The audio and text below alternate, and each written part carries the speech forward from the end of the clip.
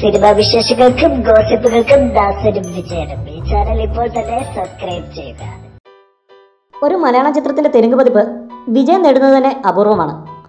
പണ്ട് സുരേഷ് ഗോപിയുടെ കമ്മീഷണർ ഉൾപ്പെടെയുള്ള ചിത്രങ്ങളുടെ തെലുങ്ക് പതിപ്പ് വൻ വിജയം നേടുകയും തുടർന്ന് സുരേഷ് ഗോപിയുടെ ചിത്രങ്ങൾ തെലുങ്ക് ചിത്രങ്ങൾക്ക് ഭീഷണി ഉണർത്തുന്നു എന്നാരോപിച്ച് ബാൻ ചെയ്യുകയും ചെയ്തിരുന്നു.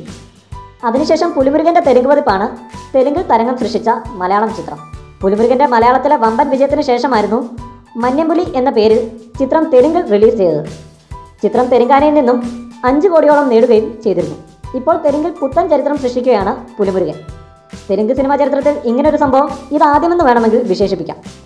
ഒരു അന്യഭാഷാ ചിത്രം പ്രേക്ഷകരുടെ നിരന്തരമായ അഭ്യർത്ഥനയെ മാനിച്ച് വീണ്ടും റിലീസ് ചെയ്യുന്നു.